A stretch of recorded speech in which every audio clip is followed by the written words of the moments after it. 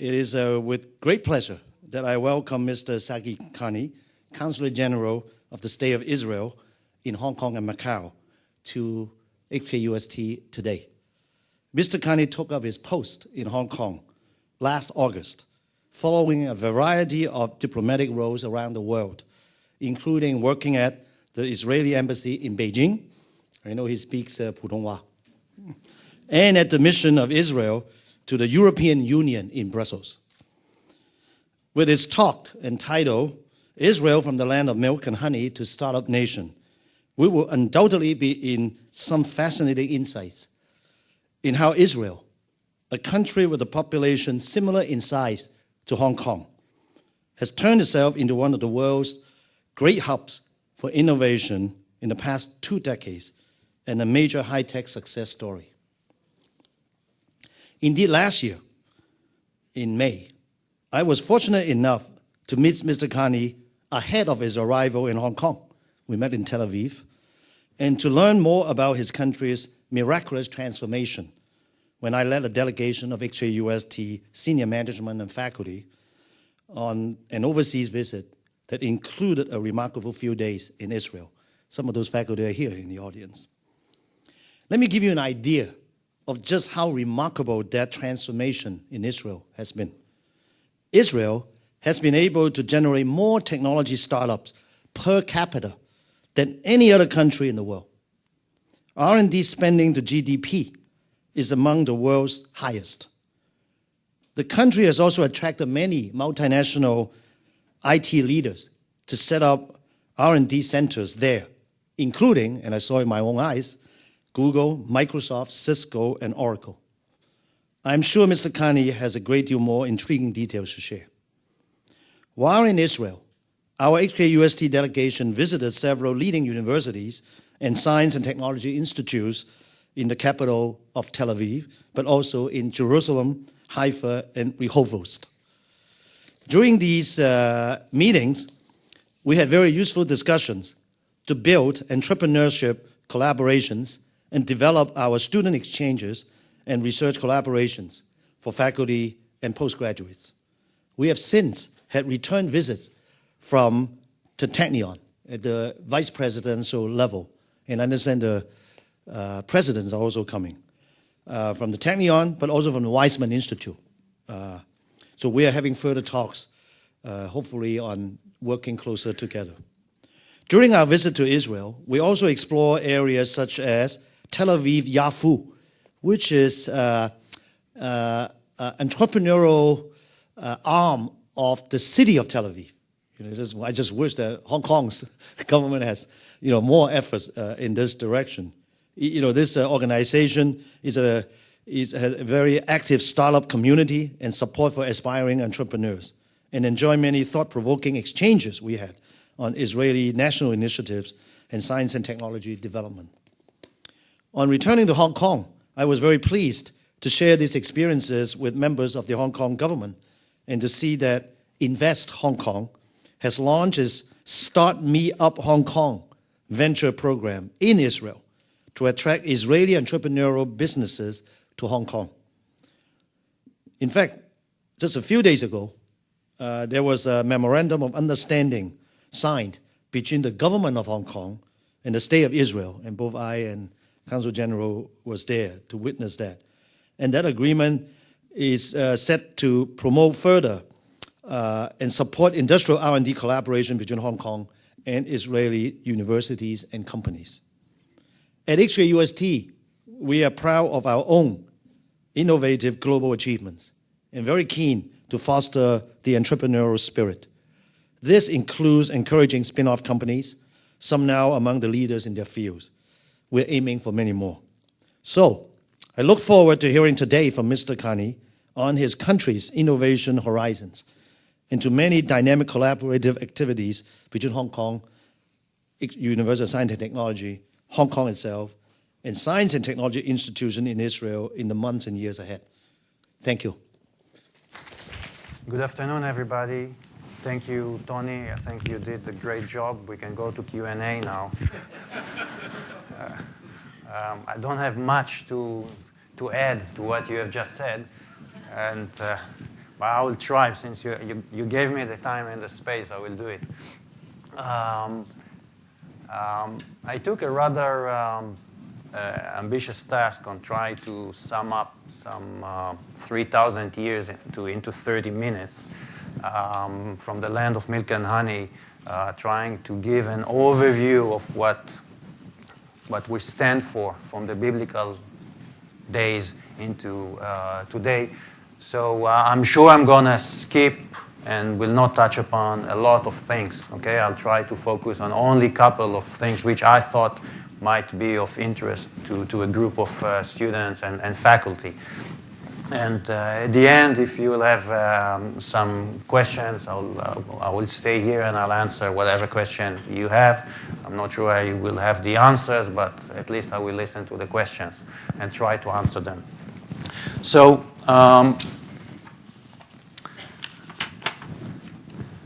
let's start. Anyone who has been to Israel even once, can you please raise your hand? Okay, not that bad, not that bad. Okay, just to give you an overview, see, where Israel is here, you see, it's on a crossroad between Europe, Asia, and Africa.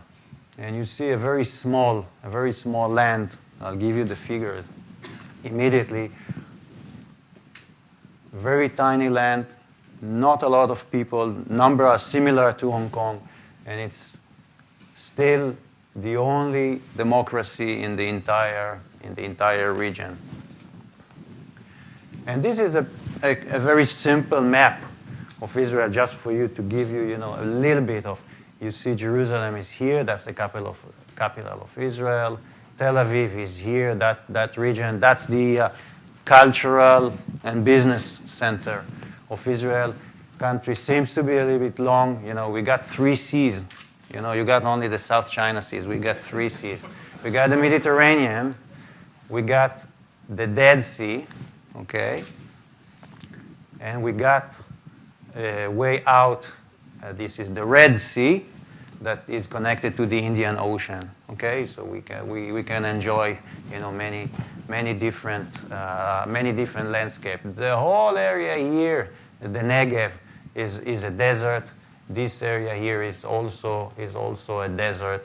Very little water. But on the other hand, in the Galilee, it's pretty green and mountainous. It's beautiful. You got a very different landscape over a very small territory. It's very diverse. Now we got here a short movie just for you to see. It's a 1.5 minute movie. You see some dates and some landscapes.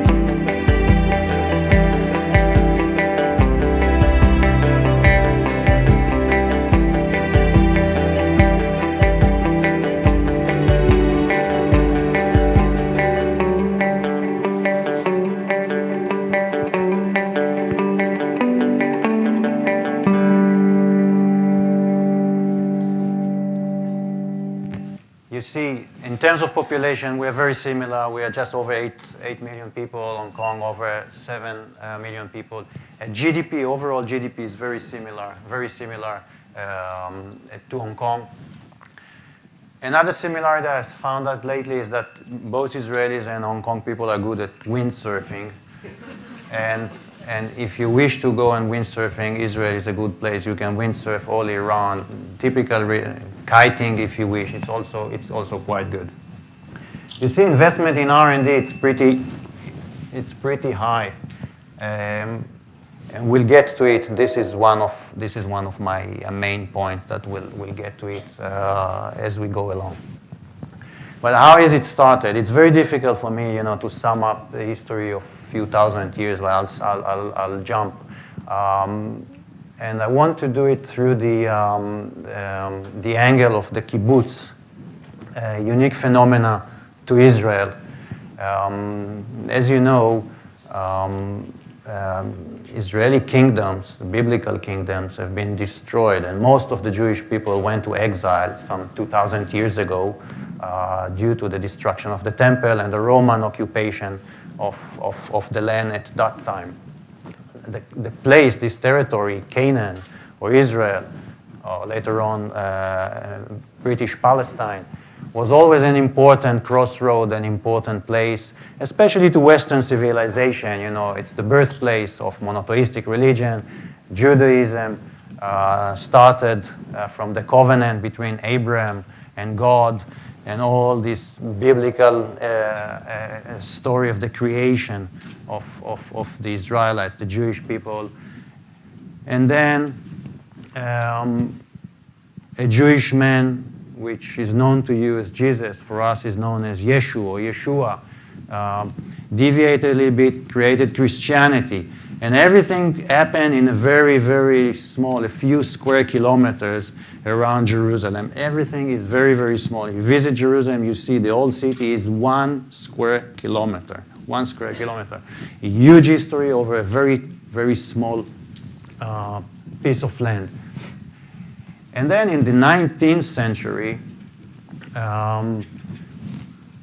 with movements and awakening in Europe, also the Jewish people in Europe, Central Europe, Eastern Europe, and Western Europe, started the new Zionist movement that called, with the general tendency of nationalism in Europe, creating national state, etc., to move back, to mobilize, people to return to the old motherland in Israel.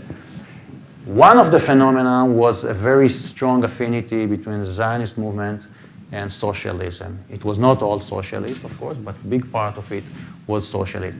And you can see that already 1909, some of the pioneers set up the first kibbutz up in the Galilee, which is a commune. It's very different from the communes that were in Russia, Soviet Union, or on the mainland. You see that they put the first commune before the revolution, the October Revolution of 1917 in the Soviet Union. And they did it because they were very, very highly motivated socialist pioneers. They did it based on a very strong ideology, and everything was by volunteers. You cannot force things like that. And the level of partnership in those communes was tremendous. People shared every aspect of their lives. Gender equality, for instance, men and women work together in the fields. This is a photo from about this era. You see a barren land. Women are working. In order for the women to work with the men in the field, they have to do something with the children. Otherwise, they're bound to take care of the children. So they put the children in the children's homes and the babies in the babies' home, okay? And let someone take care of them. So everything was very, very, very equal and highly motivated and highly debatable. And it was a very, very, very hot pot of discussions and running ideology. And And you could see that upon the independence of Israel, the War of Independence happened in 1948, and the British left the country. The members of the kibbutzim were only 4% of the population, but they basically shaped the borders of the land. When there was a kibbutz, the border would not move back. 60% of members of the first session of the parliament, Israeli parliament, the Knesset, were members of the kibbutz. Tremendous impact, tremendous influence over the whole, nation, actually leading the nations in many respects, with a very strong commitment for service. And it didn't end there. You have to produce something. You have to develop agriculture. You have to develop water resources, etc., etc. So you see drip irrigation, for instance, invented of one of the kibbutzim. I mean, I told you already that we don't have a lot of water. So you have to measure the water. You have to make sure that you don't waste water. And with drip irrigation, now it's common all over the world. There are factories producing this kind of equipment. This is a little bit old type of drip irrigation. You have it in China all over, factories in China producing the same thing. But I remember that the first factory was open in China for producing those kind of drip irrigation pipelines. And with this drip irrigation, you can measure every drop of water going to every tree or every plant, and you don't waste. It's not only that you don't waste, you give exactly what it's needed, no less, no more. During this system, you can measure and you can deliver the fertilizers, the exact amount of fertilizer to every plant of tomatoes or a tree of apples. And you can also deliver pesticides through those systems. And you make agriculture into a science, which makes things efficient. And then it goes into industry, and then it goes creation of culture and art. Many artists, lived in kibbutzim in the early days. Nowadays, the kibbutzim movement is not that influential. Ideology passed away. The country is run, as a free market model, very capitalistic, and kibbutzim just every place tried to find their own way, and the level of partnership has been diminished dramatically. But a lot of things came through this phenomena.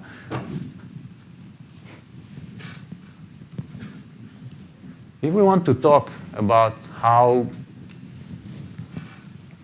entrepreneurship is developed, then at least in the case of Israel, I can say that necessity was the main reason pushing people to find solutions that in other places there's no need and no great motivation.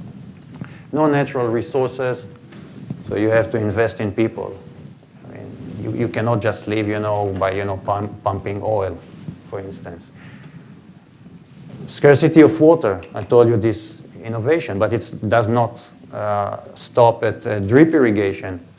Nowadays, because there's not enough water in Israel, we treat 90% of our sewage. In fact, it's 92%, number one in the world. The second best country is Spain, treating 19% only of the sewage. Now, you treat the sewage, so you prevent disease, but you also can reclaim more water and give it back to agriculture. So of this 92% of sewage that we treat, 75% of that is going back to agriculture. So you get much more water that you can give to the farmers and make sure that they will have their livelihood and they keep production.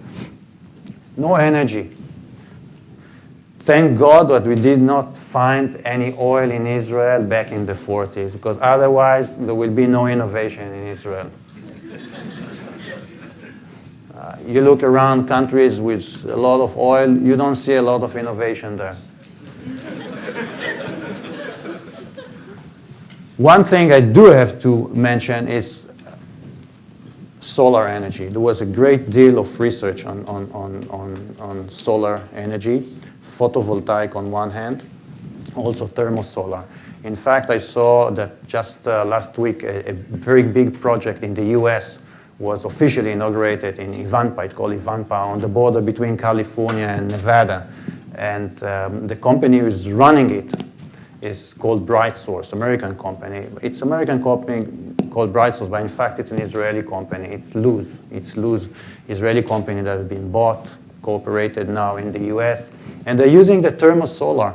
And this project in Ivanta will be producing, I think, 400 or 430 megawatts of thermosolar tower technique, saving a lot of land, But of course, we do have also photovoltaic to a lesser extent in Israel because it takes a lot of space. But if you go to Israel, you see that on every rooftop, you'll see solar heaters. Solar heaters are part an Israeli fairly simple invention. It's by law that every building should have solar heaters on the roof. And just by this simple machinery, we save 4% of our electricity demand with very simple invention. There's no high tech there. But you don't have enough oil or coal, which you have to import, but you do have sun. Find a solution how to use it. Many of our inventions in Israel come from military and defense establishment. This is something you do not have in Hong Kong. But there's a great deal of innovation and technology in modern military and defense establishment. One example I want to give you is how you move from a missile into a medical device. Okay, so here you see a missile. Actually, it's not the right missile, but never mind. And here you got the pill cam, a small pill that size that you swallow, and you got a video camera inside that can do all the checks in the intestines. Okay. Now, you know that those kind of missiles, they fly very, very fast. And there's a tremendous heat on the nose of the missile. And in order to develop it, you need to have a very good special camera. So what happened? You have a missile, but you can use this technology to other things. You don't have to keep it within military device. So we're talking about a very relatively long cycle of invention. When you start with very deep and profound research, defense research. In Rafael is one of Israel defense development conglomerates, you see. And then you move along the years, and the technology can trickle down. There is another company coming in between, dealing with optics and others. And then 2001, you got an IPO in NASDAQ. We'll get to NASDAQ later on. You see numbers of Israeli companies, listed on the NASDAQ. Tremendous number, which it's difficult to explain. And then you get into a product. You got in a product that got already FDA approval, and it's already commercialized and marketed. Okay? And here you see, just to give you a demonstration of the size of it. So you see, it takes time. It takes time. And usually there are no shortcuts on innovation. You need to start from the very, very basic. I mean, you cannot jump.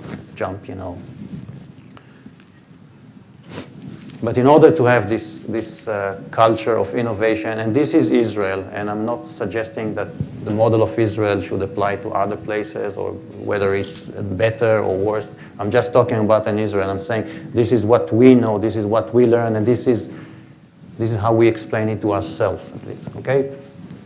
So you got a couple of things which are part of the Israeli culture, which are not necessarily part of the culture in other places, okay? We are not very formal in Israel. We tend not to respect hierarchy, okay? Even in the Israeli military, there is a different way of interaction between soldiers, non-commissioned officers, and officers. You are respected if you speak up your mind. Okay? Directness versus harmony. Harmony is a very Asian way of looking at things. We are not good at that in Israel. We are not good at that. Last thing is flexibility, working according to the rules. Well, Israelis don't like rules. We are not good at following the rules. So I'm not saying it's good. I'm saying that's the way it is. I mean, sometimes you need rules and you have to follow them. You know, if you drive on the road, you need to follow the rules.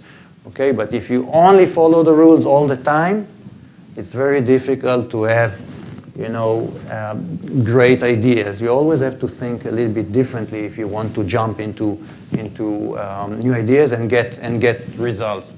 Okay, so here we put it, you know, this versus this. This is the way we see it in Israel. I think this is a little bit unique of Israel. This is one of the reasons. This is one way to explain why in a small territory like Israel, you see things that it's difficult to see them in other places. Now, especially for Professor Tony Chen, chutzpah, or as they say it in the US, chutzpah. I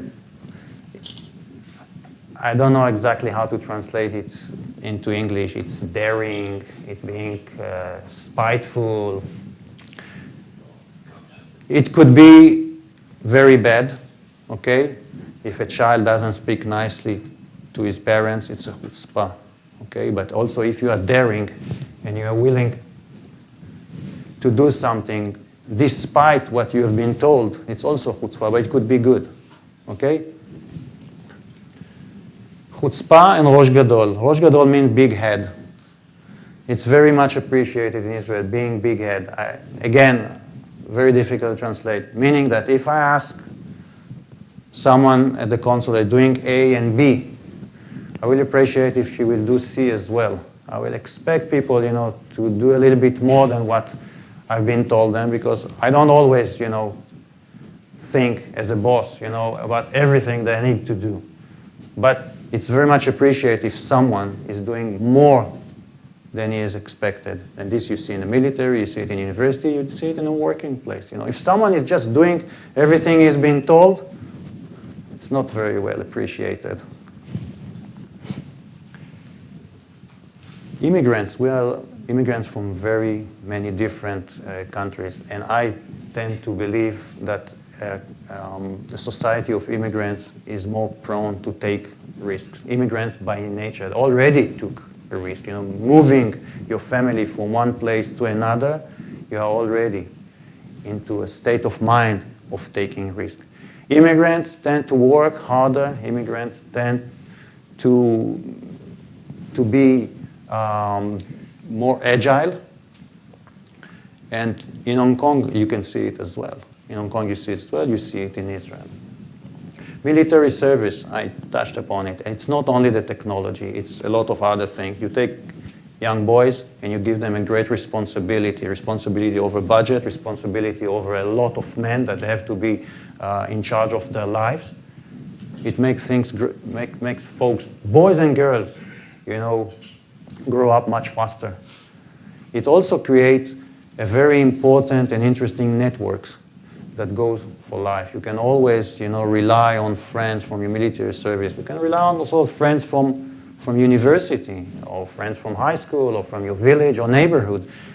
But bonds and relations that form in military service creates a very unique network that in a small place like Israel is meaningful. And you could see it, how it trickled down to the business world. And then last, is no shame to fail. If you start a startup company and you fail, no big deal. It's okay. I mean, no one expects you to be, you know, great and succeed in everything you do. It's not a big deal. If you fail in one of the tests in high school, it's okay. I mean, in Israeli universities, there is, you know, you can take the exam again. Okay? No big deal. Maybe you were sick.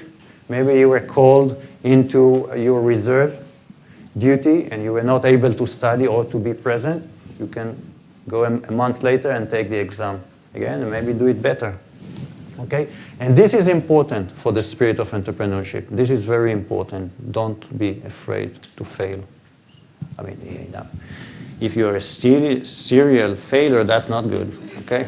But failing from time to time, it's okay.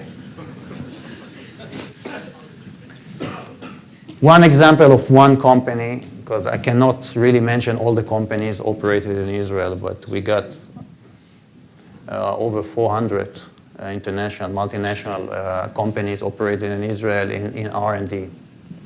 And the story of Intel is interesting. Intel and Microsoft are almost Israeli companies. You know, I say it, maybe they will not admit it, but some of them who know the companies from within will admit it. If you take, for instance, Intel, that I chose an example that everybody know what Intel is. Okay, so if you look at the story of Dov Fruman, you know, a boy that was born in 1939 in Holland, in the Netherlands, survived the Holocaust by hiding in a farm where parents put him in a farm, and then both parents have been killed by the Nazis during the war. At the age of 10, you know, after the war ended, you know, he immigrated to Israel, you know, starting from scratch, you know, an orphan, 10 years old, you know, living with his auntie. And then went to the Technion. The Technion, that's the university that set up an agreement with Shanto University, just across the border, to set up a new engineering school, okay, with a great big donation from Li Ka-shing Foundation coming here from Hong Kong. So here we make this kind of connection. And after Technion went to MIT, graduated from MIT, joined Intel, asked to stay, and he said, no, it's enough. Went to Africa, to Ghana, to work a little bit, you know, want to do something else. And then in 1974, he told Intel, look, it's nice to be here. I want to go back to Israel. Let me start, set up a team in Israel. 1974. So Intel is in Israel in 1974, when we did not have high-tech in 1974 in Israel. Not really. Not really. But very fast, you see that already in 1980, Intel was using the chip, this chip that have been developed in Haifa, in northern Israel, into the first IBM PC, a great milestone in the history of Intel. And later on in 2003, another chip that actually, people will admit, that saved Intel. Now, I don't know what the situation of Intel, they have some problems these days, but still, this one saved Intel. Then the dual core, and then wireless technology of Intel.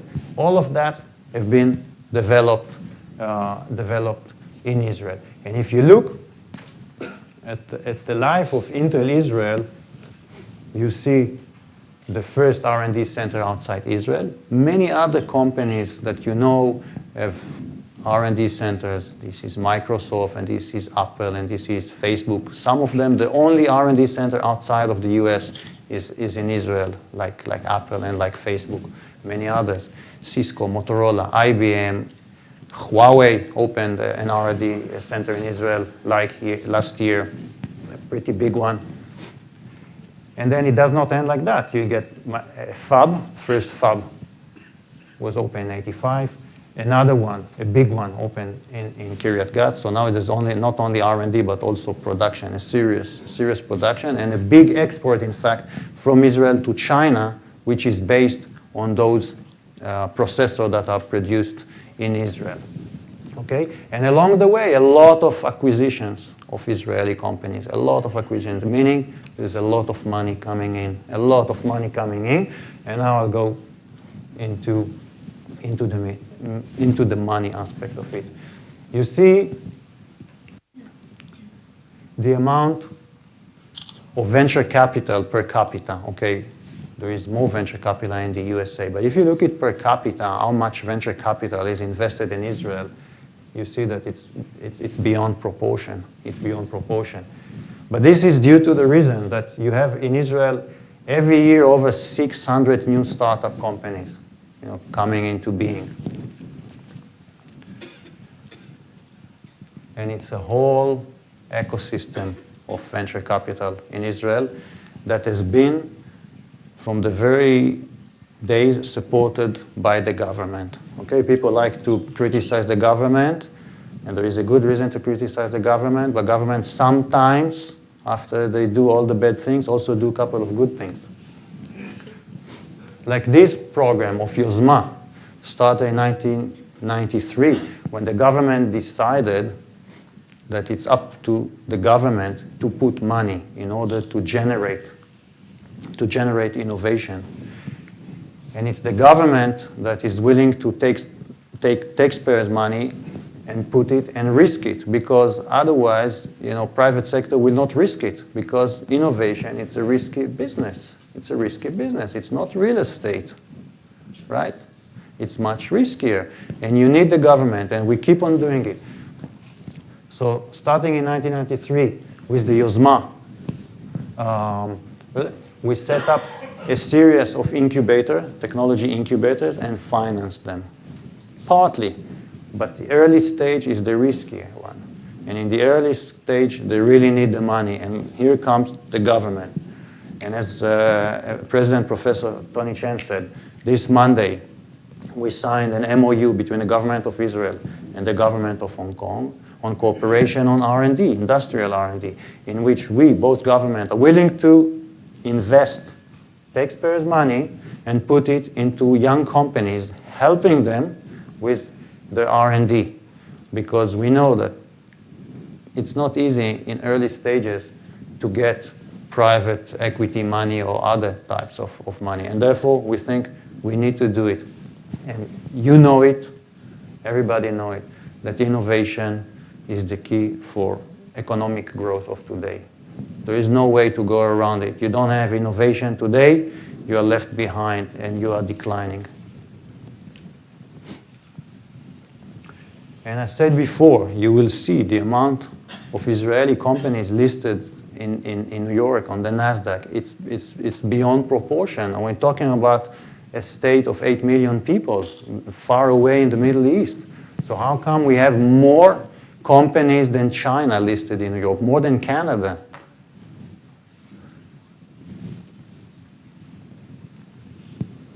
And now I would like to sum it up.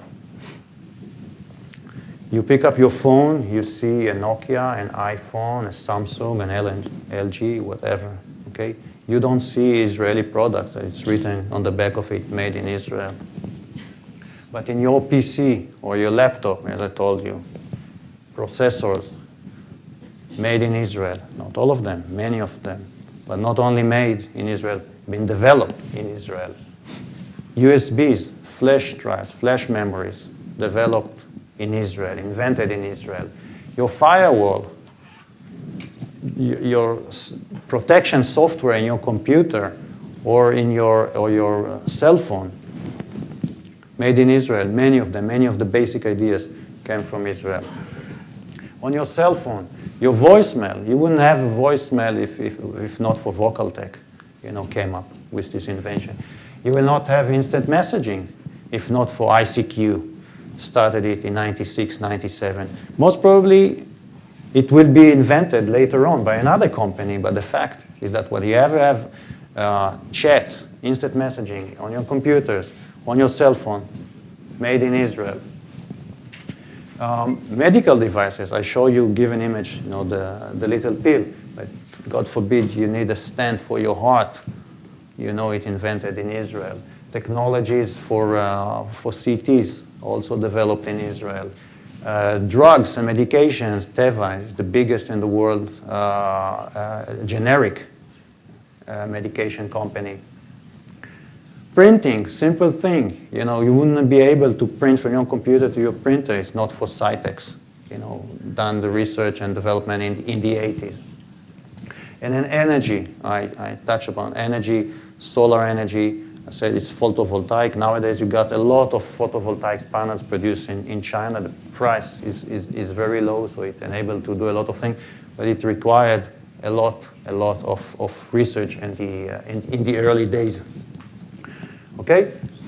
And with that, I would like to just to sum it up to show you another short movie of different products that you did not know that are made in Israel. Now you will know it.